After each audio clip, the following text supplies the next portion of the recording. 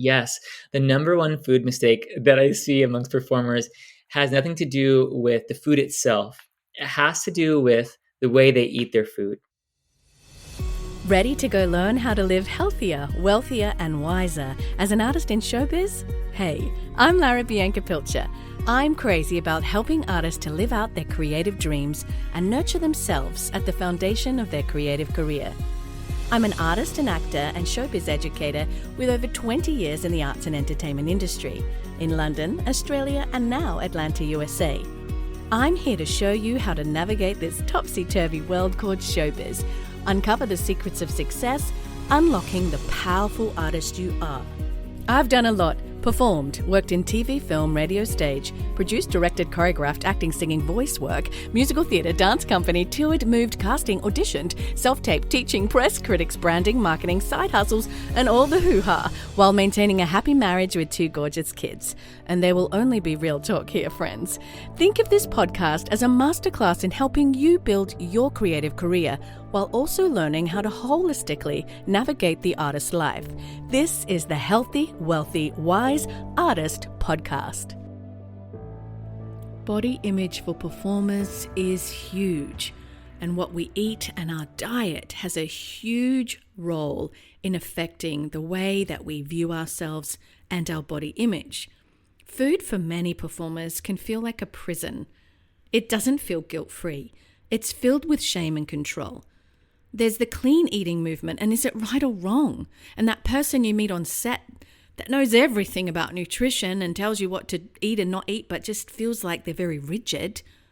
There's disordered eating disorders, our relationship with food, weight loss, food and nutrition versus optimum performance, optimum appearance and sleep. How do we build a sustainable relationship with food? There's carbs, fats, proteins. What do we and do we not eat? It can feel so confusing. Erratic schedules for performers, multiple jobs, rejection galore, emotional eating. How many calories should we eat if we want to bulk up and build more muscle for that role, or that performance, or that show? Or how do we include all the foods in our diet without weight gain because we need to fit this bracket for this particular type of performance that we're doing? What does calorie deficit cause? Of course, we know energy deficiency, but it also causes decrease in focus, strength, greater chance of injury, not to mention for many binge eating. And it seems that the advice sometimes works against the reality of what we need as performers, particularly around appearance. Can we eat fun foods sometimes without guilt? We know we need adequacy, balance, variety. Can we have a flexibility approach and not be rigid? Can we break the rules sometimes without it causing a major drama for us? Are carbs better in the morning versus lunch? I know, personally, to bring my own snacks, choose healthy foods on the film set or the craft services table, plan ahead. It can just feel ever-changing and confusing for so many. I know, I've been there. Let's talk to qualified nutritionist who's worked for years with performers, Stephen Murphy. All right, so welcome, Stephen Murphy. I just want to focus, first of all, with you on what the lies are surrounding nutrition today. It's so confusing. There's so much information. So what would you say are the major lies that people are believing? Yes, I think the first lie is that it's expensive, too expensive to be healthy, right? Another lie is that fat makes you fat. So eating foods make you fat. Those are 2 lies that I find are consistent with the people I've worked with. That's actually, that gets me because I think I still believe the lie that fat makes you fat. Yes. When did that change? It used to be like on, the old food pyramid that was at the top and you don't eat those ones, right? What happened? Yes, exactly. Well, without going too far into that, around the 1990s or so, there was a big low-fat craze, and a lot of it was pushing that was low-fat diets, low-fat foods. They can put higher sugar, they could put higher amounts of sugar in the food, and it's cheaper to produce. So that came about that way. But the science behind it is really incredible. Is that you can actually you could eat more fat and it'll stabilize your hormones. And when your hormones are stabilized, then you regulate your weight better. more naturally. Oh, Yeah. goodness. That's like, I'm sure lots of people do know this, but a lot of us don't, particularly if you grew up in the generation Yeah. like I did that told you, don't go near it. That stuff's evil. That stuff's going to make you fat. And I remember it was funny because when I was doing my dance degree, everyone would just eat carbs. That was what you ate back then. So it was Totally. like everyone just ate rice and pasta. And Oh, that's what we thought was the right thing to do. And then it completely changed to what it is yes. now with high protein, high protein. And now fats have just started to kind of become accepted again. Poor little guys. Yes. Yes. Yeah. Yeah, and historically, fat was a thing. So people would live off the fat of the land. So they didn't have much food. The most nutrient dense food is really proteins and fats, and they can keep you going for a longer period of time. They also tend to keep your brain focused better. So as an artist, you want to be able to remember your lines. You want to be able to remember those dance moves, and so being clear in the mind is really important. And there are certain types of fats that will help you to get there very quickly, very simply. I don't suppose I could ask you what those are. Is it No, avocado? avocados is a great polyunsaturated fat, but the most important one to remember, it's very Mm. simple, very easy to get from the store, is something called MCT, or medium chain triglyceride. Don't worry about that. MCT oil comes from coconut oil. They Got take you. out, it's like a medium chain from it. The good thing about this is that if you have trouble digesting fats, this fat you're not going to have trouble digesting. It gets absorbed very quickly and very easily into the body and becomes fuel almost immediately, versus the other fats have to be digested more and processed more. And that's what can make you feel a little more sluggish. Yeah, and I mean, a lot of people do, particularly in the afternoon. And I think Mhm. it's really important for performers. And speaking of which, Yeah. you work with performers all the time. Yeah. And you were saying just before I pushed record how much you want to add value to this area because you are with performers, you understand, and you love performers. So, just for 1 second, just tell us about your heart and, and you're a musician yourself and a singer, an amazing singer. That's correct. So, When I was a yeah. child, I did theater, and my mom put me in.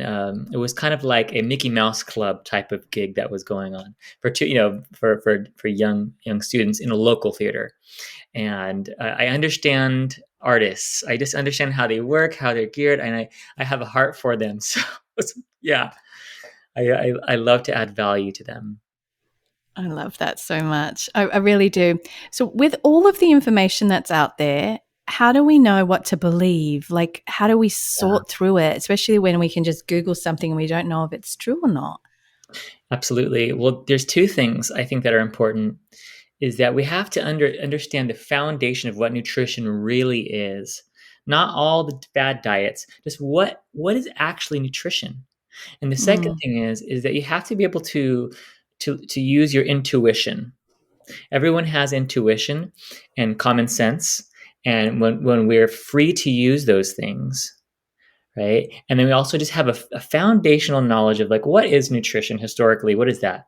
Then we can combine those together and make better choices without all the stress of worrying about this.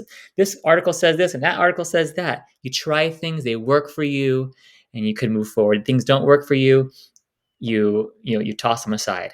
It should be So, would that you simple. say, is everybody different? Is everybody's body different and their needs? And so there isn't one size fits all, right?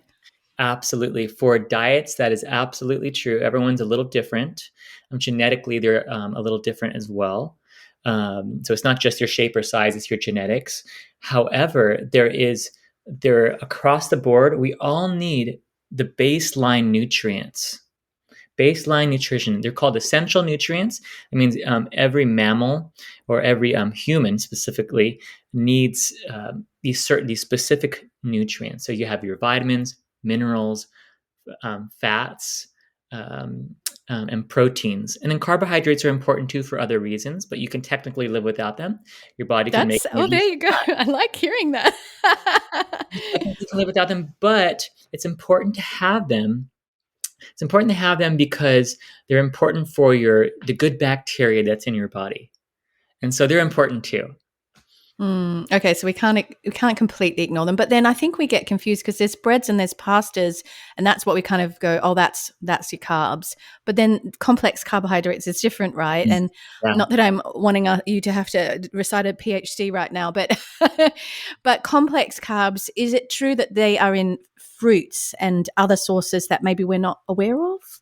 That's correct. So when you think of a complex carb, it's going to be like a vegetable, for Okay, example. yeah, And so what makes a complex carb complex is that it's not simple. So that's interesting. yeah, simple carbs and complex carbs. So a complex carbs means that it's going to give you more of a long-term energy from eating. Is this the GI thing that we hear about? Low Yeah, and high it's GI? got Yeah. fiber in it. Hmm. So when you think of carbohydrate, I want you to think of sugars. Okay, you're Okay. consuming sugar. When you consume sugar, you get a quick spike of energy and then you crash. When you consume a complex carb, you're also consuming sugars, but you have enough fiber and minerals in that food product, like that vegetable, for example, or that sweet potato, Hmm. where it's going that energy is going to be time released and released slowly over a period of time in the digestive tract. It's going to be absorbed more slowly. That's what makes a complex carb healthier for you than eating like a refined bread products, which That are going to makes turn more sense. quickly, Yeah. more quickly into sugar in your body. Do you think the good old white potato has got a bad rap, or is it like stick to sweet potato? Well, Of course, French fries. We don't do that's not what we're talking about, but good old yeah, that's baked a great potato. question. Yeah. So typically a sweet potato is going to be better for you because it has more minerals in it. That's Mm. correct. But white potatoes can be eaten if they're eaten with something else. So you don't just want to eat them by themselves. So, like adding a protein, is that what you mean, Add or? a protein, that's correct. Yeah, you can add a protein to it or something Okay. else as So well. we Yeah, don't need to throw it out because I wouldn't have thought it on its own is particularly a high calorie food, which is probably yeah, not the way that most people think in terms of eating them. They think, oh no, don't eat those; they're a carb. But I can't see how you can put the sweet little potato next to processed bread and pasta and rice and yeah, call it the same thing because that's it's right. still a vegetable, right? Yeah, and you just limit your intake of it. So if I'm having potatoes every single day, we know that the Irish used to live off of them at a certain point when they had the famine. So they are nutritious. The skins are very nutritious. So long as you don't want to eat the skins if they're baked. If they're broiled, that's fine. If they're boiled or broiled or stewed, but you don't want to eat them if they're baked because they produces a chemical in that skin. So you could take the skin off, eat the inside in that case. My goodness, this is why people study nutrition because it's like this is all kinds of information that I just Yeah. wasn't aware of. What food mistakes are common with performers? Because you see them all day, every day, all around you, and you see what they eat. And I know you're not a judgy person, but Yeah. what would you say is not serving performers well that you see a lot of? Yes. The number one food mistake that I see amongst performers has nothing to do with the food itself. It has to do with the way they eat their food. Goodness. All Yes. right. Do tell, Stephen. Yes. So, when you're a performer, you're on the go. You only got a few minutes until your next cut or your next performance or practice or whatever it is that you're doing. And so, what I notice with performers is that they'll eat really fast and push it all down and then go on to the next thing. And our bodies just do not love that. Our bodies want to be taken care of. Our bodies are like a baby. They want feed me, just like take time with me. So um, so so performers need to slow down their take some time to eat, slow down their chewing. What that does is it gets your body in a mode that's ready to eat, and you digest your food better. I've had people do this, and they've lost weight just by doing this one thing alone, taking time to slow down and chew their food and enjoy it. That's actually not a hard weight loss tip. I like that one of all the ones out there. Yes. Okay, that's interesting. It's not something I would have thought about. I would have thought something that we were eating, but you're saying that generally performers are eating too fast. They're eating too fast on the go, and it's okay to eat a small, a handful of nuts in between meals and whatnot. But you want to take that time, even if it's just like 2 minutes. Chew that slowly or chew that enough masticate that enough so that it's not so hard on the digestive system. They'll notice your energy levels will increase, and over a longer period of time, if weight loss is a problem and the person wants to lose weight, they'll actually tend to lose some pounds, cut off up to 10 pounds just by doing that. That's so interesting I've because seen that. in our modern world, so many of us are eating stressed and eating with probably there's more to it than my level of knowledge around the cortisol and all of that. We kind of tend to be pumped up on adrenaline all the time. Got to Yeah. get this done, got to get to this next place, got this thing at this time, I've got to throw this food down. It's not a priority to sit and enjoy a meal around a family table as much as it used to be. Mm-hmm. So that just tells me, wow, we're really doing ourselves a disservice, aren't we, with Oh, that? it's so true. And we have this. You talked about cortisol. We have this daytime hormone. We have the nighttime hormone melatonin, and we have the daytime hormone cortisol. And that daytime hormone is you need enough protein to keep that daytime hormone going in your body, producing in your body, so that you don't get fatigued.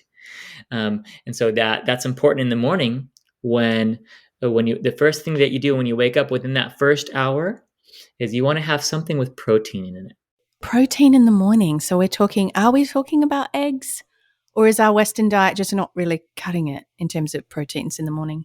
Eggs are a great source, unless you're allergic to them or you're sensitive to them.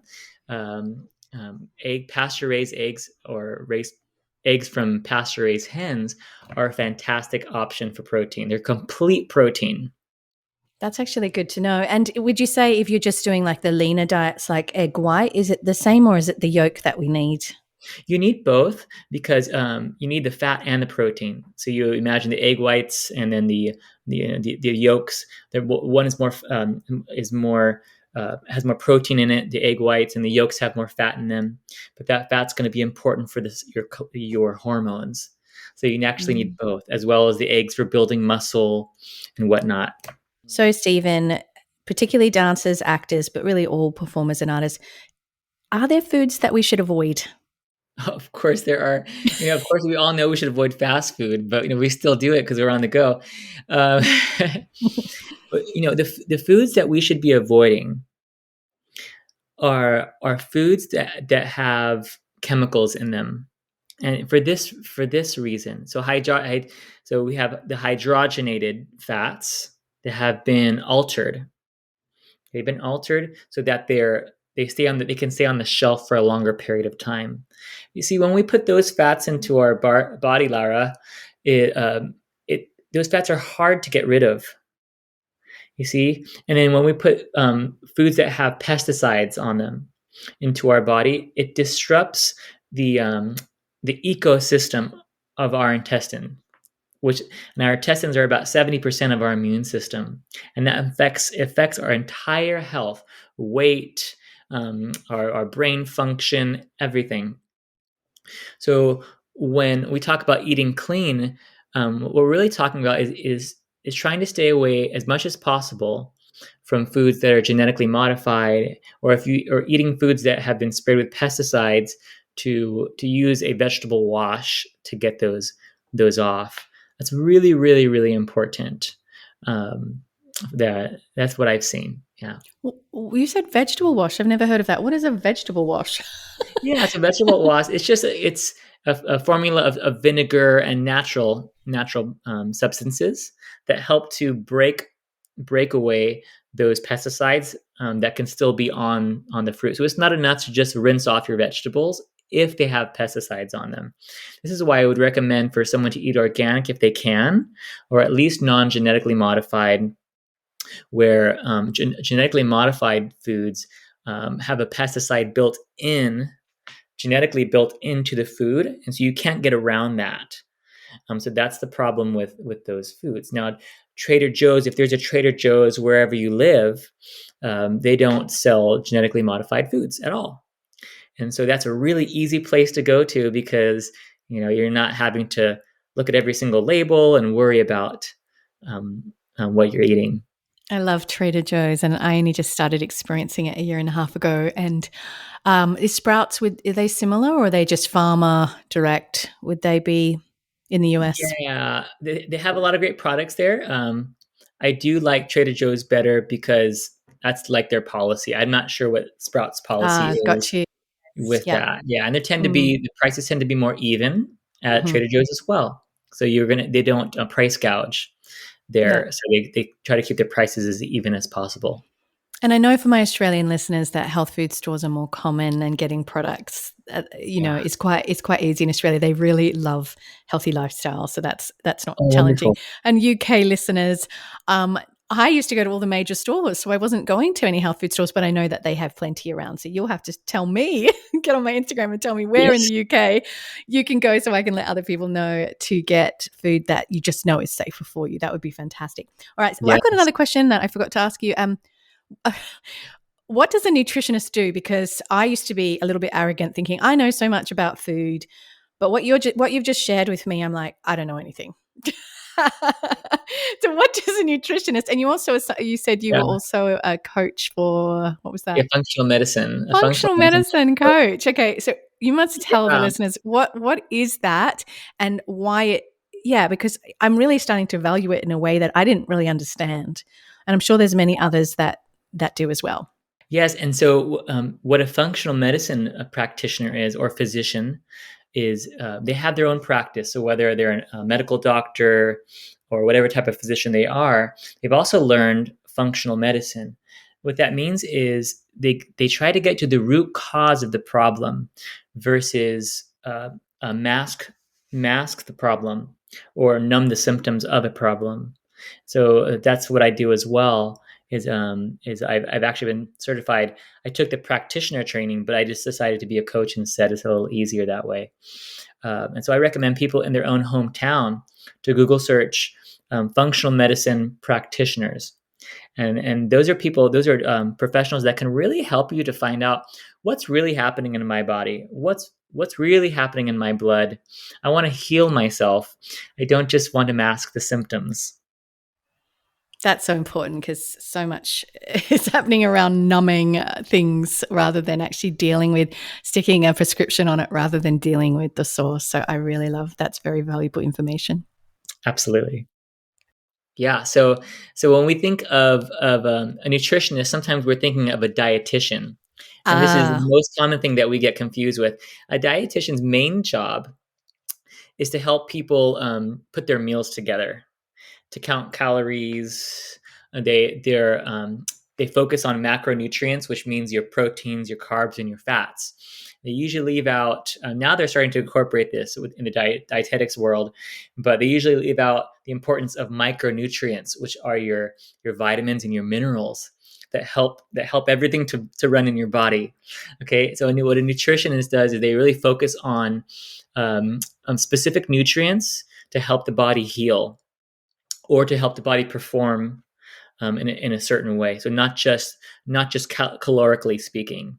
So so brain function or neurological function or hormonal function. So a nutritionist can actually go deeper into that realm and say, okay, these nutrients are going to support your mucous membranes. So that your eyes aren't always irritated, or your lungs aren't always dry, or you that's see, so important, I think, for yeah, artists because performers might be like, I always have a dry mouth. What can I do? Or I'm foggy at this time of the day, or I'm trying to lose weight, but I have no energy, or it's not working. And it's kind of like not just about a diet. It's actually about looking at I love what you said earlier, by the way, the yeah, ecosystem you said in the intestine and the yeah. immune system being there. And man, this stuff is so important. It's like literally life and death, isn't it? Over sustaining us over a long life and a long career for that matter. It really, really is. And I've seen people turn around 180 degrees, turn around just by resetting their digestive tract. So healing that digestive tract and allowing that tract to become a flourishing ecosystem of good bacteria, to where the food they're eating is actually they're already spending money on is actually getting absorbed and broken down properly. Performers generally are very fixated on what they look like, therefore diet Mhm. related, but not focusing on nutrition as much. And that's not everybody. I know Yeah. that. But the reality is it costs money to access the information that we've just given a lot of people for free. So thank you Yes. so much. Yeah, I wish sometimes that the two fields, and we're seeing this more and more now, that those two fields, that dietetics and nutrition, can actually marry. And so now we're starting to see that dietitians can get a certification on top of what they do, where it's nutrition as well, and that will help to that will really help their patients and their clients so much to have a broader understanding and a foundation for what health really is. It's the inside out versus the outside in. What you're saying actually makes me think, as we're looking to find, and I know your books are full, which is great for you, but as people are looking to work on this area, they should look for somebody who's a nutritionist, maybe Yeah, as well as a dietitian, so that those absolutely. things, they can find a program that's right for them personally. Yeah, a nutritional therapist, even like a health coach, can be beneficial as well, because they're going to help walk them through that. That would be really good. Even a holistic nutritionist can go really well alongside it if you already have like a dietitian. To also have a holistic nutritionist alongside, because they can complement each other. It's not that they're against each other necessarily; it's that they can actually complement each other and help you to get the results that you really need. I love that. And so be careful, because there's coaches out there with the name coach. You can have a coach name and not be certified in anything or trained in anything, just good at Sure. things. So I'm just saying, listeners, make sure that they have the right qualifications. So we're talking about nutritionist, Yeah. dietitian together, and what Stephen said. Absolutely. Yeah, look Thank for a you. certification. Yeah. Yeah, so they should have be certified by an organization or institution. Oh my goodness. Yeah. You just know so much. This is an interesting one. And of course, you know my husband well. He did an episode Yes. earlier on injury for performers and all that whole area. And that got us talking about inflammation Mm. in the body. And that's very closely linked Yeah. to diet a lot of the time. Like he'll talk to singers when they're experiencing reflux, which is often diet, not always. One of the areas is what they're eating, the kinds of food that can cause the reflux, which then causes inflammation. And that's a very direct one. But is there any food that dancers and actors and other people should, avoid, or inflammation foods versus anti-inflammation foods? Yes, absolutely. Well, when it comes to reflux and that type of inflammation, you never want to, and it's just not hard. Okay, it's really easy. You can have your Perrier, your tonic waters, your soda, not low sugar sodas. You can have them aside from your meal. So when you have like a Perrier soda water with your meal, then what that does is it slows down your digestion, and then you have to pass those proteins into the digestive tract, and it causes inflammation. I didn't know So that. Oh my goodness. So are yeah, so you that's one of saying the big don't things. drink? Is it just the fizzy ones, just the carbonated, or all drinks? So yeah, just the fizzy. So the fizzy drinks with the meal. You can have a little bit of liquid with your meal, not a lot, maybe about 4 ounces or so. But I try to stay and tell my clients to stay under, like, 6 to 4 ounces of liquid with a meal, because it will inhibit digestion, and that will cause inflammation in the digestive tract. But in Yeah. regards to inflammatory foods, is that you want to eat foods that are not fried. You want to stay away from fried foods. And you want to have foods that are the least processed. That makes sense, because all those additives contribute to that load in the body, which contributes to inflammation. And so foods to incorporate, though, would be, you definitely want like blueberries, raspberries. The berries are great anti-inflammatory foods. It's good because I love my berries. Yeah, absolutely. I really do. And generally, too, I don't know. I mean, should we still even talk in terms of calories, in terms of weight loss? Because I know they're low Mm. calorie, or is that not the way to define somebody who's wanting to keep weight down, like particularly for dancers, where it's part of Yes. the job? Yeah. Yes, anyone who has an emotional issue with food, I would cut out the term calories and trying to get calories, because that usually keeps them stuck. It makes them Mm. feel even worse, like they can never achieve what they need. However, there is a science to calories, and calories equal energy. So if you're an athlete, you use that caloric intake to help tell you how much energy you're going to have. However, calories carry differently with fat than they do with protein, than they do with carbohydrates. So, what we've been taught a lot is it's all, like you said, changing. Some of these things are changing. It's not that they're changing; that they always were different, but now we're understanding that. So your That makes calories will be sense. different from carbs than they will be from fat. So it's Yeah. not absolutely accurate to do it that way.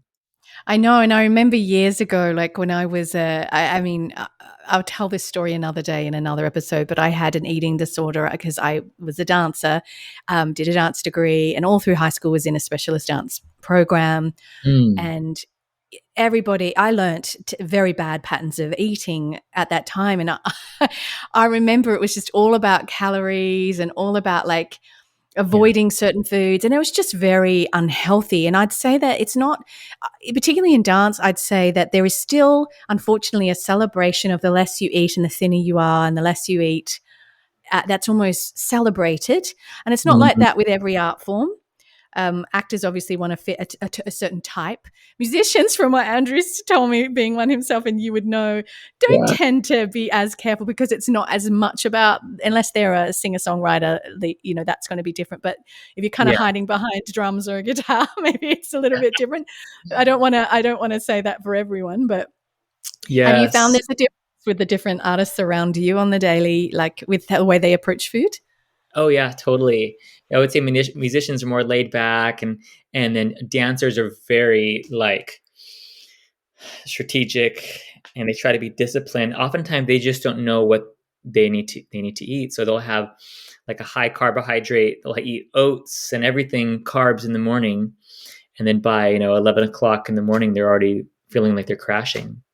And so, So that's really where we get back to what you said earlier, is like yeah. protein in the morning. I'm so glad you said that.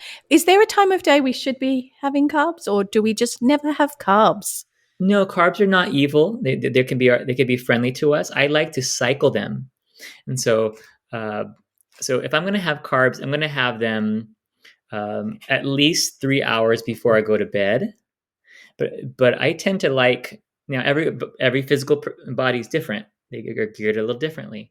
I tend to like having carbs later in the day when I'm done with the bulk effort of my work throughout the day. The hardest part of my work in the day, and so I'll have carbs a little later on. And I like getting most of my fuel from fat and protein. That's so interesting because I've heard things like don't eat carbs after 4. I remember before I got married, I was like under that mindset. And so I never ate carbs after 4 p.m. I don't know why. You look back and you think, what on earth? And then it was like only eat them in the morning. So it constantly changes. But I like what you're saying. But you're talking more, it's about how we spike up and down Yeah, and you after have to carbs. you have to feel that out for yourself as well. So what I do might be different from someone else, and so you test it. So you become your own little investigator, and you test. Okay, when I have a bowl of cereal in the morning, I'm not saying that I recommend to eat cereal, but if I have a bowl of cereal in the morning, how do I feel? For the next three days doing that. And you'll and the an artist will notice if they take note. I recommend for them to keep a notepad with them. Oh, I ate cereal this morning, and I feel mediocre. I feel so this afternoon. I ate cereal the next day. I feel so. The next day I feel so at the same time. Okay, let's shift it up now. Okay, let's try higher protein, higher fat in the morning. How do you feel for the next week? And usually, maybe the first day they might not feel so good, but then after a few days of doing it, and I've tried this with many of the artists, and they start noticing, oh, Stephen, I have more energy throughout the day. I feel less brain fog throughout the day, and I see that consistently with, especially with dancers. I think I need to switch up. I'm having bran a lot in the morning. I'll either have like a nice lean protein, which is around eggs, or I'll have bran with berries with an almond Oh, milk. And now I'm kind of going, is that the best choice for me? I love it. yeah, Like I really do. But maybe I yeah. should have it for morning snack. I tell you what, it tastes so good. Carbohydrates taste so great. What you can do is a more complex carb in the morning. And so when I'm thinking about like like bran. Bran is pretty good because it still has the bran on it, the wheat bran. But if I'm gonna have like toast in the morning, and I'm not gonna have anything else with that, I want to have I want to at least have toast with avocado or toast with something that has higher fat and higher amounts of protein in it to kind of balance that out a bit. That's good. That's good. All right. So, habits and psychology, speaking around all of this, it's huge. Like, and I've talked to you about this before, but habits, psychology around food. How Mm, do we go about habit breaking when it comes to these things around food, our habits, the psychology, when it's not that's serving us? Because you said something to me once when we were driving to a beautiful lake that yeah. helps with breaking habits, other than the fact that, we've got routines that become neurological. Yes, is that we have to be able to identify. And that's where we have to stop for a moment and get still and identify, okay, I have physical cravings, I have emotional cravings, I have spiritual cravings, I have intellectual cravings. They have different cravings, and each cravings have to be put in their spot. The wires get crossed. So I might have an emotional craving of, let's say, wanting to spend time with my wife. Okay, but maybe we're really, really busy. Okay, so now let's say I haven't spent a couple days with her because we've just been on the go the whole time. So now I'm feeling sad, but I don't realize it because I'm just pushing through. And so what do I do to meet that emotional craving is I'll go to the cupboard and I'll get a Snickers bar if I have one. I don't have Snickers bars in my You would cupboards, never have Snickers but bars, just so never. I didn't realize I'm doing it. But I'll find my body will find the sweetest thing. You see, instead of just going, wait a minute, I know that I need to spend time right now with that, and so I'm going to hold off, or I'm going to communicate that with the other person. Hey, I miss you. Can we spend 5 minutes together? I just need a hug right now. It sounds silly, right? But I No, just I love it. I love that. Yeah. And then the hug fulfills that craving, okay? Because sometimes those cravings get crossed. Now there is a real sugar craving that's different, where we're addicted. Our brain is addicted to the response that happens when we eat, sugars, and that you have to slowly wean yourself off of that. That's something different. But when the wires get crossed, sometimes we just need to go to the source of the wire. Oh, what's the real what am I really craving right now is the question I have to ask myself. Stephen, what am I really needing right now? Mm. And then I Oh, can either that's hold so off good. and Yeah. discipline, or I can meet that need. That's so good. And it's often not hunger. And I really love what you said. Yeah. And just leaning into that further, you talked about if people have a really like addicted to sugar thing, which is very common. Um, Yes. you said weaning off that rather than just, I'm cutting it. Yes. Okay. So I'd like all the artists out there. I'd like you to think in terms of salt cravings and sugar cravings. Okay. When you have a sugar craving, you tend to be lacking in fats or proteins. See, okay. And so you can help to wean yourself off by increasing fat and protein intake. Okay. And then slowly cutting back on sugars until you feel like you don't really need a lot anymore. Okay. When you have a salt craving, like you want potato chips and I need, this types of cravings, you tend to be minerally deficient. So you're deficient in some type of mineral, whether it's magnesium or calcium or, plethora of mineral or trace minerals. You're deficient in that area. So you can usually supplement with a mineral type of thing, a product. Mm. Speaking of supplements and things, I know that you have some and that you've probably got some hacks for getting our needs met better Mm. around that. So uh, I know I'll put the link in the show notes as well about how they can get to some of the resources that you have online. But what Sure. would you say around getting our needs met through supplements or hacks around that area? Yeah, absolutely. Well, you definitely want to, your primary source of nutrition is always going to be your food. Okay. But the problem is that plants make their own vitamins, but they don't make their own minerals. And so in this country, we tend to be, if we're in the United States at least, we tend to be minerally deficient because the soils are sprayed with pesticides, and it's the bacteria in the soil that brings the mineral to the plant, and then we eat it. Okay. And so when it comes to supplementing, I always recommend people, if they're going to get something at the store, that you get something that at least has a few certifications on it, or one of a few certifications. Okay. In America, that would be like GMP, Good Manufacturing Practices, or NSF, or USP. What that means is that those supplements are going to absorb into your body properly, and you're not just paying for supplements that are not working. Okay. I do offer supplements online. I had a practice for a while, but now I'm completely full. My clients, I'm not taking any new clients, and so I would advise people to go online, and I offer a product called Metagenics. It's really what it is. It's just a practitioner based quality product that physicians would offer. Um, that's what that is. Yeah. Yeah, and I'll put the link there for people to find that because I'm certainly interested in making sure I'm not wasting my money, for one, but also getting what I need. And one of the things, Stephen, I've noticed since moving to the States, and it's been about a year and a half, is that everyone takes melatonin here. And Mm, I've never heard of that. And it seems like it really does help people sleep. Is that a good thing or a bad thing that we're taking melatonin so much in yeah. this country? Yeah. So you always want to think long term. So when you're taking a product like melatonin, so you're something that your body already produces. So the body already produces melatonin. So you want to get your body to produce that on its own. So this is how you do that. Okay. So that's we want to try to that's the number one thing. Try to get your body to produce what you would take from a supplement if it can on its own. The way you do that is by getting to bed earlier than you probably are right now. So that's before 10 o'clock. So when the sun goes down, the light goes down. So we need to turn the light down in our homes as well. So you want to use like an amber type of lighting in the evening.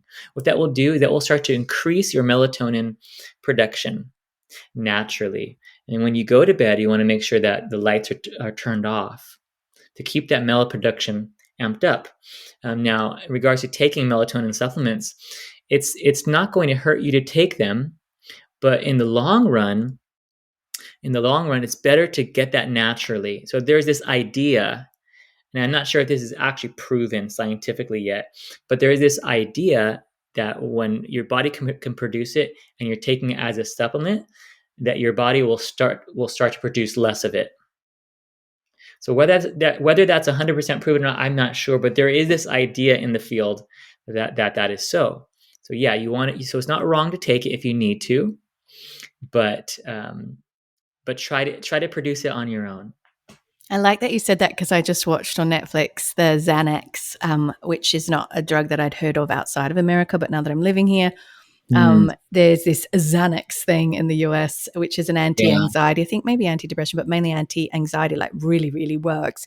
But what they were saying that was interesting is what you just said, is that for some people that had been on it long term and their body, when they came off it, they noticed that their body wasn't medically producing what Mm, it needed anymore at all. It's like the brain just switched off. I don't need it because this drug is actually blocking the use of it entirely, or whatever it is. I'm probably saying it all wrong, but yeah. I just thought that's an interesting thought around anything that we put into our body, is making sure that it's not going to have that effect. Yeah. And sometimes we don't know until it's proven and researched, right?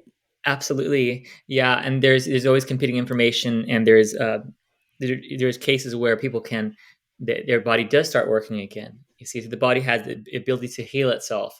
So now if you're lacking in melatonin, you could amp that up in certain ways, but naturally speaking, by certain foods. But when it comes to sleep at night, which is what we're talking about in the way of melatonin, there's also another hormone called serotonin. It helps to relax you. You're going to get that from dark chocolate. Oh, I say hello. eliminate some You just chocolate. got me at the word chocolate. Yeah, but you also Yeah. have to remember that chocolate. I know, right? Everyone gets excited when we talk about chocolate. But chocolate also does have caffeine in it, some caffeine, and it can have sugar in it as well if you're eating it in certain forms. So to help relax your body, you can have a small cube of dark chocolate. See, that'll help to relax the body. Also, calcium and magnesium is important, and they go together. But it's magnesium itself that relaxes. calcium is for contracting, and magnesium is for relaxing. So magnesium Hmm. will help to relax the body. And it'll help you to have a better night's sleep. It's natural; your body needs it, and especially if you're a dancer or an athlete, you're going to sweat out magnesium more often. So you're going to want to replenish those magnesium stores. And I always recommend doing magnesium with vitamin D and calcium and a plethora of other minerals just to help. They work as a family to balance that out in your body. That's such good advice. I so appreciate that. I'm going to Mm-hmm. talk about, what food groups should we focus on the most as performers? Is there an optimum day for a performer? I know it's very individual, but is there particular food groups you say focus on this more Mm. than others, maybe less? And I think we've answered this a little, but just in summary. Yes, absolutely. So they want to focus on higher protein food groups. So if you're doing like a paleo type of diet, you're going to have more chicken and more beef and more fish. It depends on what's happening in that person's body. So I'm also a functional medicine health coach as well as a nutritionist, and so when someone's dealing with, let's say they have a gallbladder issue, then the amount of fat they can have from some of these higher protein foods will be they can't digest that. So we have to adjust for them. Does that make sense? So yeah. You want to focus on higher protein foods. You can go plant based as well, but however, you want to make sure you try to eat plant foods that are non-GMO. So that's from plants. You're going to get you can do beans, you can do legumes, lentils. Make sure they're cooked all the way. Lentils are high in protein.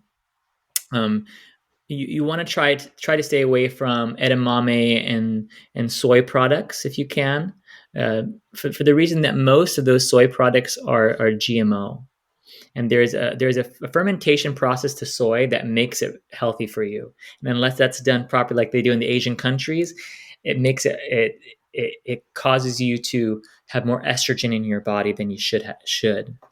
So you want to focus on the protein foods, plant based and animal based. I really like that. And would you say then, because the big thing I hear almost weekly, I'm doing keto, and I know this is very sensitive, so tread carefully, but is Absolutely. that a good diet or really not entirely balanced? Like every diet that's come and gone, because I remember there was Atkins and blah, Yeah. blah, blah. Yeah. Yeah. So I love this question. Is that so? Keto was originally a diet that was created for epileptic patients in the early 1900s. And they got amazing results. The problem is that when you go keto, is that you're going to be missing out on a lot of other things in your body. And so I'm not against keto. I'm for it for a period of time. It's usually to get healthy. So it's you do keto because you have an issue with your body, a certain type of issue with your body. And it's not just epilepsy or those types of diseases. But then what you want to do is start incorporating other foods because you need some of these other foods to help balance out the micronutrients that are going through your body. So it's not wrong to do keto, but to stay on keto for several years, it's extremely difficult to do for most. And then they usually end up becoming deficient in other nutrients and then even foods that help to balance your bacteria load in your body as well. Well, that's a good answer. I really like that answer. And plus, the other thing, I mean, it goes without saying, is that you see now in the stores loads and loads of processed keto products that are Yeah. like, because keto is kind of the vogue word. And I would assume that it's not the greatest choice to go processed over natural sources of keto if you're doing that. I just say this because it's so common. I see it daily. It's, Yes. yeah. Yeah, totally. I totally agree. I totally agree. And then also in a lot of those keto products or keto foods, they'll have something called sugar alcohols that they add to them to make up for the loss of carbohydrates there would be in a keto product. And those are not wrong to have either. I don't like to demonize anything because, well, there's some things that are absolutely not good for you, like certain chemical foods. Um, But so some of those sugar alcohols can tend to disrupt the digestive system over a period of time.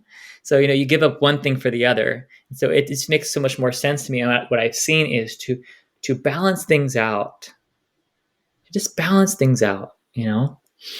I like that. It really is. You just make it sound so much more enticing entirely. Mhm. This is the sort of money question, the big ticket question.